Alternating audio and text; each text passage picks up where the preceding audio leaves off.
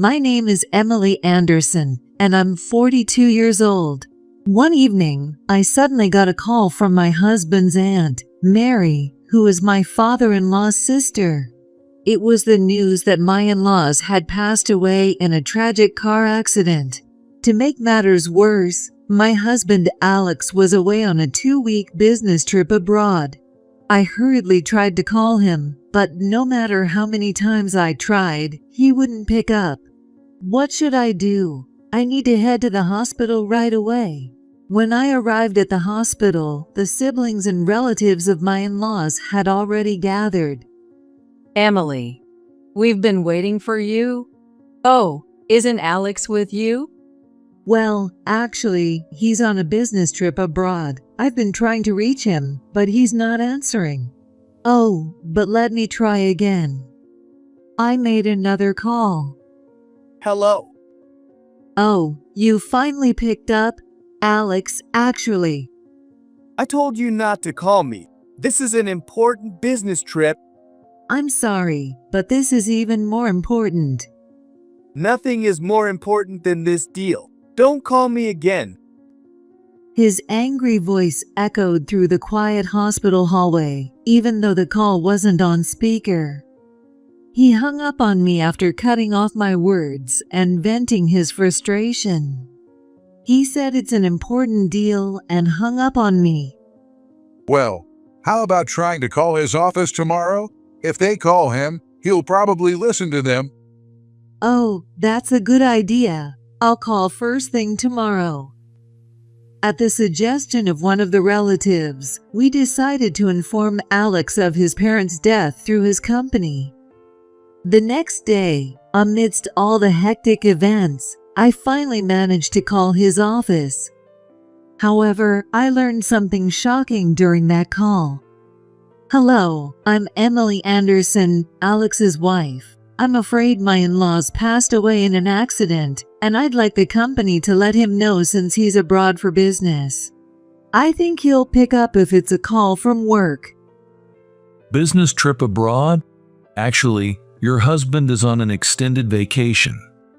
Excuse me? What do you mean? He's not on his business trip abroad? No, ma'am. We don't even have any overseas business trips at our company. I couldn't hide my shock at such an unexpected response. Not a business trip abroad, but on vacation? What the heck? What's going on? He's not on a business trip, so where is he now? The main mourner missing? This is unbelievable. What am I supposed to tell the guests? We haven't even finalized the funeral plans. That idiot. What the heck is he doing? We have to notify the funeral service by 4 p.m. today. What should we do? As the time limit drew closer, everyone began to get frustrated. That's when Alex's cousin, Lucas, who was close to him, spoke up. Well, Alex is in Montana right now. What? Montana? Why would he be there? And how do you know this? Well, sorry. He told me to keep it a secret. Who's he with? Well, I think he said it was someone from his work. Don't tell me it's Irene. Well. Of course. While we were informing relatives about my in-laws' deaths, my sister, Irene, was unreachable. When I asked my parents, they told me she had gone on a trip to Montana with her kids. I couldn't believe it when I heard Lucas's story, but after thoroughly questioning him, we discovered that Alex and Irene were having an affair. I couldn't believe they had gone on a trip together to Montana, and that their relationship had been going on for 3 to 4 years. I had never suspected a thing. What a disgraceful man. And to betray Emily like that, he's an absolute scoundrel. I couldn't bear the unexpected betrayal of the two, and without caring about the timing, tears began to pour uncontrollably. Seeing me like that, Alex's aunt and the other relatives said, That's right. Since there's no main mourner, let's hold a grand ceremony to honor the deceased. We can't let that scumbag get Chris's inheritance. Let's just use it all up right now. And so, with her's outlandish idea, we decided to punish Alex. 2 weeks later, Alex returned home in high spirits. I'm back. Man, I'm so tired. The jet lag is terrible. Jet lag, huh? I handed him the divorce papers I had prepared. Here you go. Huh? What's this? Silence. A divorce? Why all of a sudden? Maybe because it was after his affair trip, Alex's face twisted in confusion as he grew nervous. You cheated with Irene, didn't you? Huh? Alex tried to brush it off with a nervous laugh, but I continued. Don't bother trying to hide it. I know everything. Wait, did Irene tell you? Or was it Lucas? Does it really matter where I heard it? What were you thinking, having an affair with my sister? It was just a few times. You know how people say they lost control? I realized it was bad and stopped seeing her. I swear, Emily and our son, John, are the most important to me. It's all in the past. Can you forgive me? John is our 10-year-old son. Were you even listening? I said I know everything. Do you really think you can just get away with this? That I'm just going to say, oh well, it's fine. Are you an idiot? Geez. So that trip to Montana, was it with Irene? You even lied about going on a business trip abroad. That's pretty bold of you. Gosh. You told me not to call because you knew if I called, I'd find out you were still in the country. Damn it. So, how long has it been going on with Irene? I heard it's been a while. A year? Maybe a year ago. Didn't I just tell you I know everything? It's been going on for 4 or 5 years, right? How do you know all that? Damn it, Lucas. Don't blame others. I keep telling you, it was just a lapse in judgment. You're the one I love. It's just that her daughter was so cute. Daughter, not niece. I felt bad that she didn't have a father. I just wanted her to enjoy life. Can't you understand that? Wait a minute. You keep saying daughter, but Irene's child is your niece, isn't she? Oh, crap. Seriously? Did I just say something I shouldn't have? I mean, you said you knew everything. I didn't know that. Is that even true? Are you seriously telling me Irene's daughter is yours and not from her previous marriage? Well, yeah. Are you kidding me? You had an affair and even had a child with her, and now you're telling me you still love me? That's beyond shameless. Alex is bad enough, but my sister is even worse. She betrayed me, her own flesh and blood, without a second thought, and carried on the affair for a long time. Since Alex and Irene work at the same company, I knew they were close. But I always thought it was because they were in-laws and colleagues. Both my parents and I were completely deceived, but more than feeling anger or regret, we were filled with disgust and contempt.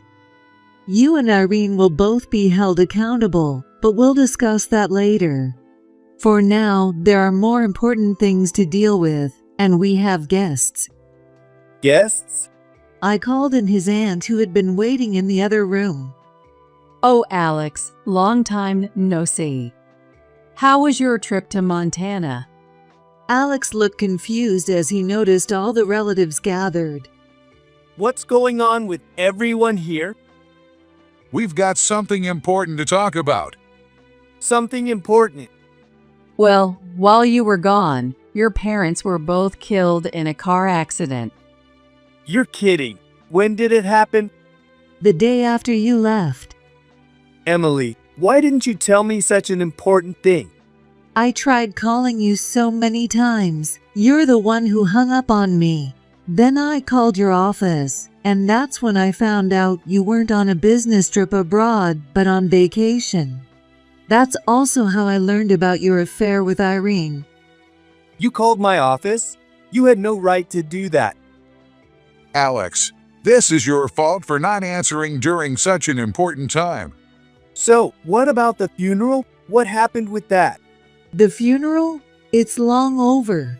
We made it into a grand ceremony. Oh, but the main mourner was absent. God damn. Everyone thought it was suspicious. Alex looked embarrassed and said, "Sorry, I'll take care of the rest." But everyone scolded him. "Of course you will." Alex, you should be grateful to Emily. Even after learning the truth, she took care of everything as your wife, arranging the funeral and handling everything on her own. As Alex's only wife, I had far too much to handle, and to be honest, I didn't even have time to mourn my in-laws. My mind was on the verge of breaking down. If it hadn't been for the help of his aunt and others, I might have been paralyzed by grief and unable to do anything. Thank you all so much. It was only possible with your support. But it really turned out to be a beautiful service, didn't it? Yes, I'm sure both Chris and Laura are smiling from heaven. I wonder how many hundreds of people came to the party. A party? Yes, we made it a big event to honor your dad, who was a jazz musician. I'm not sure I get it, but it sounds like you had fun. Oh, it was very fun. Would you like to hear all about it? After all, as the main mourner, you're the one paying for everything. You should know what went down. What? The look on Alex's face was priceless. Just thinking about it makes me laugh. Then we began recounting the story of the grand funeral we held without him. We held the funeral for both in-laws together, as they were a couple who had always been close. My father-in-law, a well-known jazz musician in the country, and my mother-in-law, a former flight attendant trainer, had wide social circles, and more than 400 people attended their funeral. Since so many people showed up, we wanted to honor the deceased and hand out expensive thank you gifts to all the guests to reduce Alex's inheritance.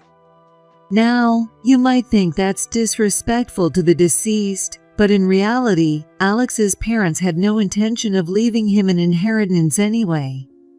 But I'll explain that more later. I'm sure both of them are laughing up there in the sky. What do you mean by thank you gifts? We gave a thank you gift to everyone who came to pay their respects at the funeral. How much did you spend on these? Alex, clearly shrinking at the thought of footing the entire bill, asked nervously. "It's $30 a person. We got $30 worth of fancy pastry boxes from the funeral home." Oh, it was only $30 per person. Wait, you think $30 is cheap? We prepared 500 boxes, assuming there would be over 400 attendees. 500? So that means $30 times 500. Yes, that's right. That's $15,000? Yes, exactly. There must have been extras, right? Can't we return the leftovers? Oh, it's too late for that. We had about 50 left, but we just ate the rest ourselves. That sweet was really delicious, wasn't it? It really was. The cream inside just melted in your mouth. You idiots! How could you waste $15,000 on just some extra sweet? Well, it's not like we had much choice. You didn't answer any of Emily's calls, so there was no way to consult with you. Besides, your parents were important people, and even though they've passed, we couldn't let them lose face, could we? So, what was the total cost, including the ceremony? The ceremony, with all the options, cost about $12,000. Then the return gifts were about $15,000. And now, the extra thank you gifts cost another $15,000. So in total, $42,000. Oh wait, was that before tax? If it was before tax, the total might be closer to $50,000. Haha. Alex was completely shell-shocked. He looked like a robot that had shut down. Hey, are you even listening? Come on, this is unbelievable. How could you go ahead with all of this without consulting me? Because you didn't answer your phone, remember? But Uncle Tom, there's got to be some restraint. You idiot. You have an illegitimate child with your mistress. You skipped your own parents' funeral, and you're talking about restraint? You're the one without any. Well, Oh, and that's not the only surprise. Surprise, Mary. what do you mean surprise? Please, just stop. Well, actually, some of your dad's friends suggested hosting a farewell party for his fans. You know your dad was popular, right? A lot of his fans were probably devastated by his sudden death. They thought a party to celebrate his life would be the perfect way to say goodbye. And then, His friends were all for it too. They were excited to do a jam session of his greatest hits. How could we turn that down? and did you do it? Of course. That's something you should have waited for me to come back for. You could have held the farewell party anytime. Well, the musicians were on tour, so the only available date was last week. This is insane. Absolutely unreal.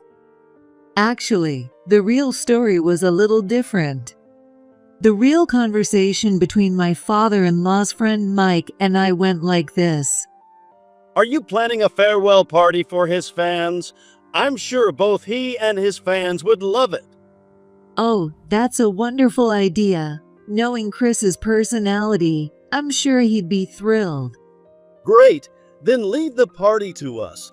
We'll handle everything, including the costs, so it won't be any trouble for your family. Wait, hold on a second. My husband, Alex, who is their son, will cover all the costs. But in exchange, we'd like to hold the party next weekend. Next weekend? Well, I guess that's fine, but okay, sure. Thank you. Even though I threw them a curveball, they quickly posted the event on my father-in-law's website, invited musicians, and got the party preparations moving. So how much did the party cost? Alex, how many times do we have to tell you? You're in no position to take that tone with Emily. You were off on an affair while your parents were being laid to rest. Geez, you're an annoying Auntie Mary. Did you say something? No, nothing. Anyway, Alex, aren't you even a little curious about what happened at the party? I don't care. Just tell me how much it cost. Since Alex clearly didn't want to hear about the party, let me explain. Despite the short notice, nearly 1,000 people showed up. We prepared a variety of party foods and champagne for the guests, while musicians who were my father-in-law's friends performed his greatest hits, allowing everyone to reminisce about my in-laws. Some people placed flowers in front of the photos, while others listened to the musicians' performances, each honoring the deceased in their own way. As we had announced on the website, we asked guests not to bring money or gifts, only flowers. I hate to say it myself, but organizing the funeral, booking the party venue, and handling all the preparations in such a short time really made me feel proud of what I accomplished. As for the total cost, well, the musicians, who were friends of my father-in-law, refused to accept any payment, including equipment costs. The venue, drinks, and foods totaled $50,000. Of course, the contract was all in Alex's name. Do you just want to know the total cost? Yeah, just tell me now. $50,000. That's $50,000 too? And is that including tax? Alex was probably so numb to everything at that point. The only thing he was worried about in a situation like this was whether the cost was before or after tax. Not only me, but his aunt and the other relatives were also doing their best to hold back their laughter. So, that's a total of $100,000. Do I even have that kind of money? If I get divorced after this, I'm finished. Divorce? Oh, of course we're getting divorced. Don't expect any sympathy from me. Yeah, I figured. You could almost hear a whoosh sound, like air leaking out of Alex, just like in an anime. Hey, even though you're the one who has to pay, you're aware there's an inheritance, right? The inheritance. Right, I'll just use that to cover it. Hearing this, Alex perked up, and he began talking with the other relatives about the future plans. Later, we officially divorced. Since I had already consulted a lawyer before Alex returned, the process of dividing assets and discussing alimony didn't take more than 2 weeks to settle. I was feeling a bit sentimental, thinking about starting a new life with just my son, when I suddenly got a panicked call from Alex. Emily, please help me. What's wrong? Why are you so flustered? I don't have enough money for the burial ceremony. Since we have to bury them separately, it's going to cost about $5,000 to $6,000. Please, just this once, lend me some money. How do you not have any money? Didn't you receive $100,000 in the asset division? And I haven't even gotten the alimony yet. What did you spend it all on? I paid the funeral home and the party venue right after that. Andy said, your parents had a reputation to uphold, so don't be stingy and pay everything in full right now. They wouldn't leave me alone about it. That sounds exactly like Mary. So, were the funeral costs before or after tax? With tax included, but that's not important right now. I went to the bank to withdraw from my parents' inheritance and the account's frozen. Oh right, I had the account frozen, didn't I? They said with the inheritance process, it'll take a little over a month before I can withdraw the money. That won't be in time for the burial ceremony. I didn't even need to contact the bank myself, but out of spite after hearing about his affair, I had them freeze Alex's accounts. And I had totally forgotten about it. Oh really? That's tough. What a problem. Why don't you borrow the money from Irene? Huh? You won't lend it to me? Of course not. You and I are no longer related. I was really close to your parents, but you're nothing to me. If I saw you in a supermarket, I wouldn't even nod. I can't lend money to someone like that. What the hell? That's harsh. Fine, whatever.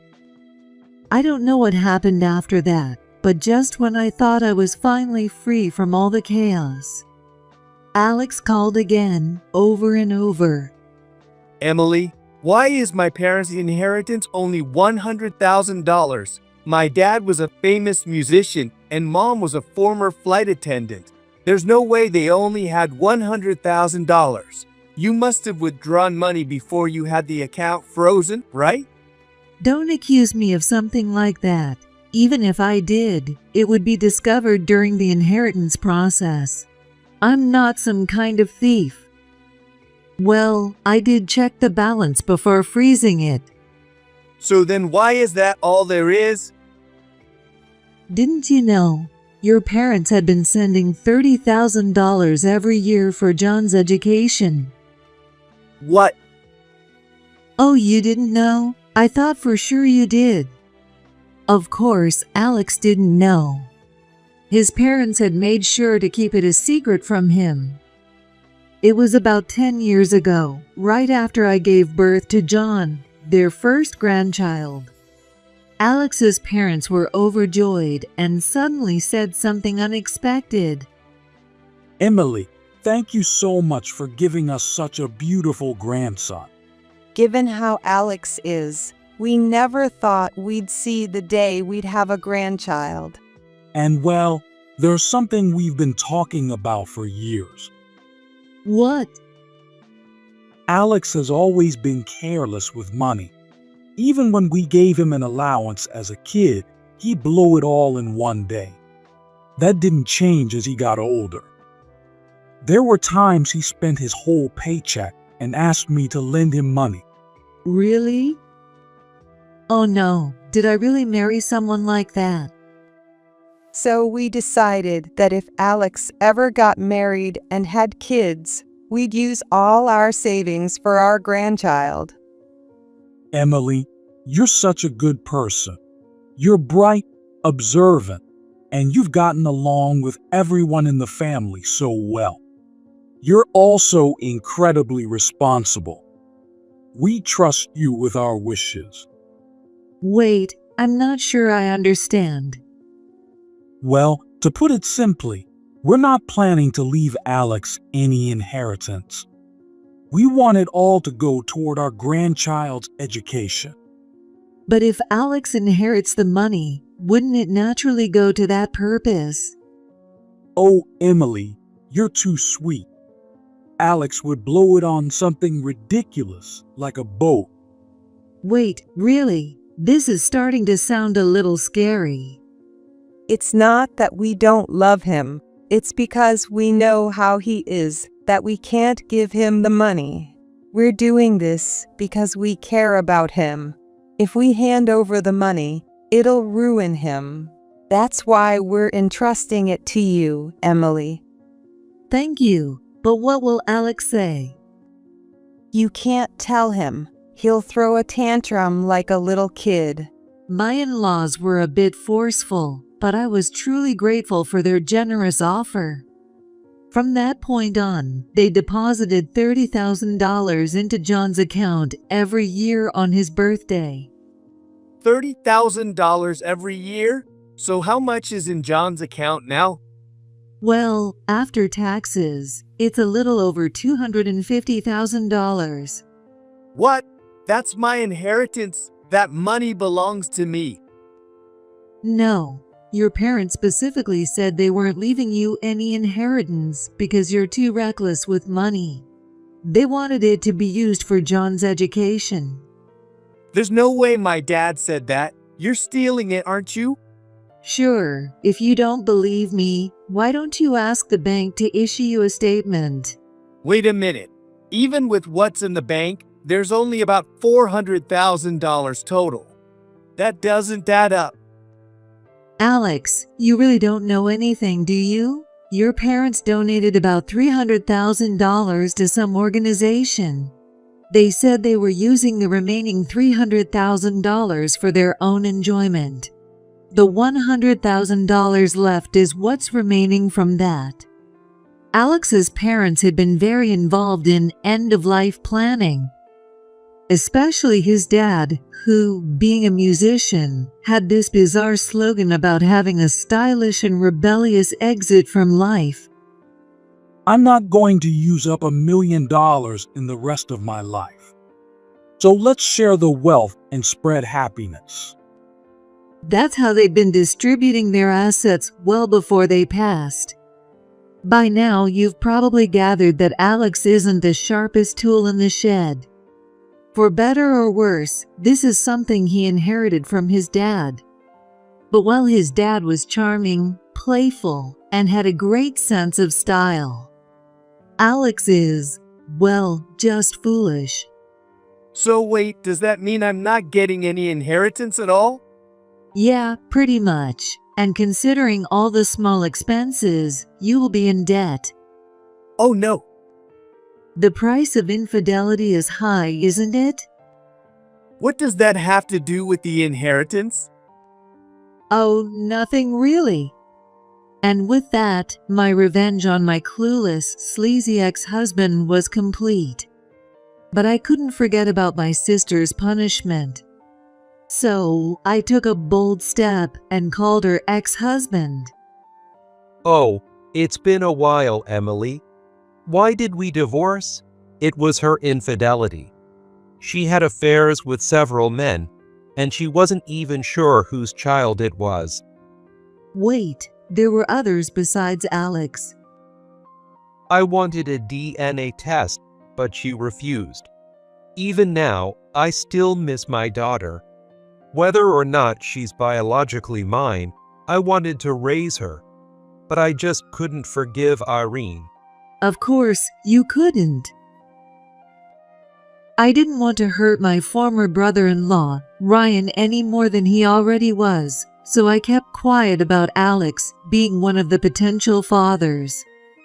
But now I had uncovered a new piece of information, and I wasn't going to let it go to waste. Still, I didn't want to do anything that would hurt my parents, so I needed to find a way to keep the punishment from reaching them. That's when I decided to call Alex again. Hey, Alex. Hey, what's up? Miss me already? Want to get back together? Well, I guess I can't blame you. Actually, I found out something new. Want to know or not? What's this all of a sudden? Irene's daughter might not even be your child. Wait, did you seriously call just to tell me that? I already know she's either my kid or her ex-husband's. Big deal. No, you don't get it. There's another possible father. Ryan told me, so it's legit. Are you kidding me? I've been played this whole time? What a slut! Well, you too. With that, I felt my punishment for my sister was complete. This news would completely wreck whatever was left between Irene and Alex. This rumor will probably spread as far as Africa. As expected, Irene's behavior spread throughout the company, and she ended up quitting because of it.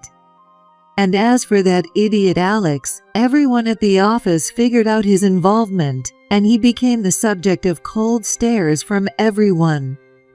5 years have passed since then. John is turning 16 this year.